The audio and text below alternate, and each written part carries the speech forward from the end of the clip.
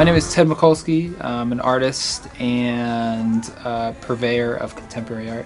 I did train to be an architect. I decided that I didn't want to be an architect actually halfway through my educational career, but I didn't want to change majors. I didn't want to really drop out. And I was enjoying the program. I just didn't think I wanted to do it for a career. I decided that becoming an artist would be kind of fun and interesting, and also very difficult as it would be to be a musician or an actor. And I started painting, and I really just never left my studio, and I just continued to just create and create. So I wrote a book in 2009 called Art is Dead, and it's a book about my experiences as a teacher, just explaining how my students couldn't really mention anything about art. And the book kind of explores opportunities about what's going on in art in society today. Is it appreciated? Are people noticing art? Do people want to go to galleries? Why not? And it kind of explores the different aspects or different reasons why art is not as prolific as it could be in a society that really does appreciate technology and appreciates lots of other ways of creativity. So the book kind of grew over time as I kind of explored what was going on with people's opinions about art. And a lot of people I would just approach and I would say, who's your favorite visual artist? Who's your favorite living sculptor? And they wouldn't know. And then I'd say painter, and they still wouldn't know. Unfortunately, I think art has put itself in this insular circle, this insular bubble that a lot of people don't get a chance to enter or see.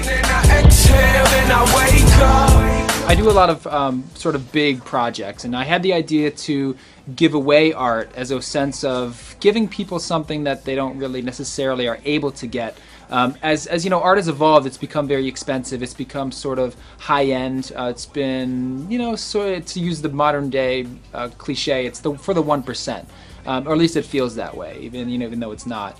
And this project came about a couple years ago, and I decided that I would start to give away art. And originally, it was 100 pieces. I was going to make 100 pieces of original art, which felt like a lot to me. It was going to be a lot of work, and I would have to really get these pieces together and work really hard on it and then just give them away, and there's my time and my energy. And eventually it evolved into 1,000 pieces, and so I just started producing lots and lots of art, and I was having a great time doing it, so I just continued to do it. And over 18 months I ended up actually producing a little bit over 1,000 pieces.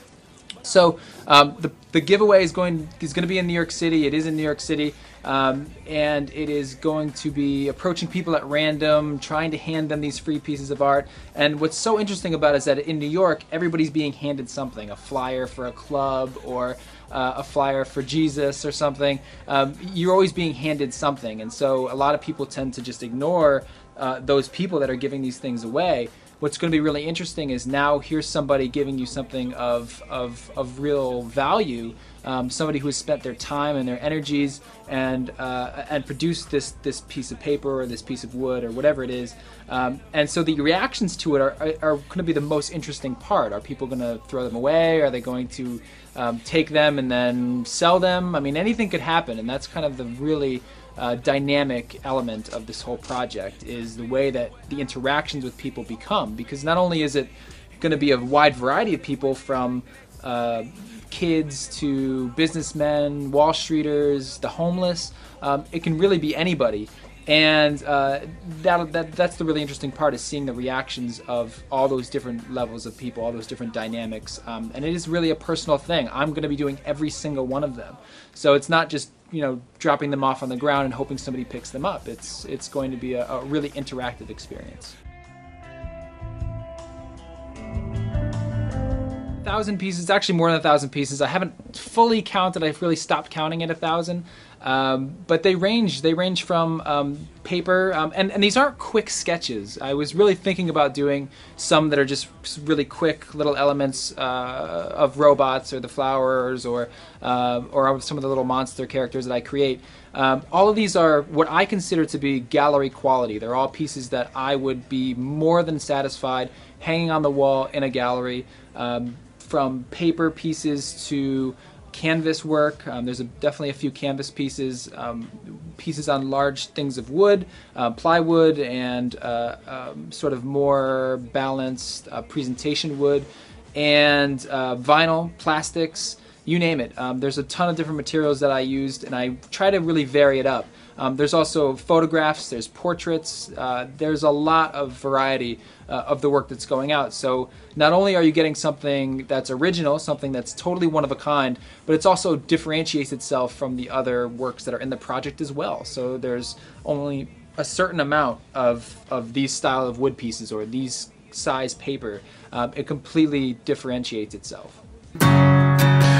Deliver us from evil, nothing else could hurt us. This whole time I knew that I was gonna serve a purpose. You should hear the shit my mama be telling the co-workers. My son be rich and famous. All the kids I graduated with stuck on the same shit. Used to be the lamest. At these shows they screaming QE, it's funny, that's what my name is. Find it a little ironic. Didn't nosedive into the bullshit. I'm digging my way, yeah, like I'm Sonic. My fans should be honored that I always kept it.